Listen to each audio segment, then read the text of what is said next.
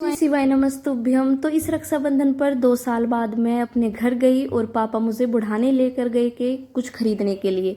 और फिर जाते ही हम सांवरिया स्वीट्स के यहाँ पर गए और कुछ बाहर का व्यू इस दुकान का इस तरीके का है। और इसकी बालूशाही बहुत ज़्यादा फेमस है सभी जगह। और ये बुढ़ाना मार्केट का शाम का व्यू है कुछ। और यहाँ पर मेरे पापा और ये कुछ सामान निकाल रहे थे गाड़ी से।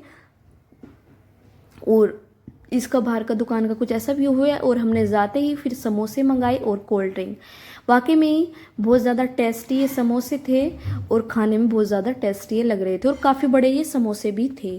तो ये लड़के भी क्रिकेट खेल के आए हुए थे और ये जो दुकान है एकदम खचाखच भरी हुई थी। तो आप देख ही पा रहे होंगे काफ़ी भीड़ यहाँ पर थी।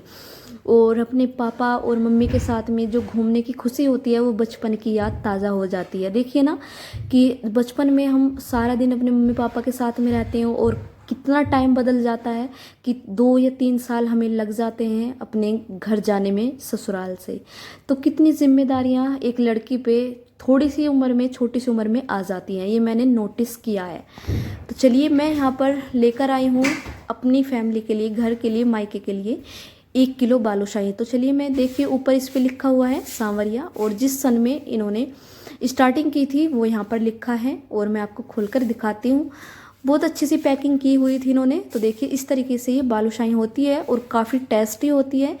आपका एक से तो मन बिल्कुल भी नहीं भरेगा। और इधर से जो है मेरे भाई की लड़की बैठी है, कितनी क्यूट सी लग रही है बैठी हुई। और आपको मैं दिखाती हूँ तोड़ करके कितनी सॉफ्ट ये बालूशाही है, बिल्कुल एकदम रुई से भी सॉफ्ट, मुंह में जाते ही घुल जाने वाली। अगर आप कभी भी बुढ़ाना साइड में आओगे तो प्लीज़ आप एक बार ये बालूशाही ज़रूर टेस्ट करके देखना और फिर मुझे कमेंट्स करके बताना। देखा ना आपने, एकदम रुई से भी सॉफ्ट, एकदम ऐसे ही ये टूट गई है। तो बहुत ज़्यादा टेस्टी बनती है। तो चलिए मैं अभी मेरे से मांग रहा था कि मम्मा मुझे दे दो, तो मैंने इसको खिलाई और बोल रहा है मम्मी बहुत ज़्यादा टेस्टी है। तो चलिए अभी इसको रख देते हैं और मैं आपको दिखाती हूँ। ये है मेरी सबसे बड़े वाली बहन, हम 4 बहन हैं, तो ये मेरी सबसे बड़े वाली बहन है।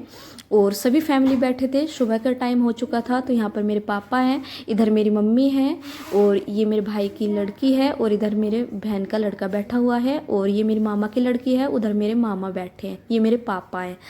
तो अपनी फैमिली के साथ में बातचीत करके और टाइम बिता के बहुत अच्छा लगता है। सारी टेंशन दूर हो जाती है और सब कुछ हम भूलकर एक साथ में बैठकर बातें करते हैं तो माइंड भी एकदम फ्रेश हो जाता है। किस किस को इस बात से सहमत है वो मुझे कमेंट्स करके ज़रूर बताना। और ये मेरी मम्मी पेड़े बना रही थी हम दोनों बहनों के लिए देने के लिए।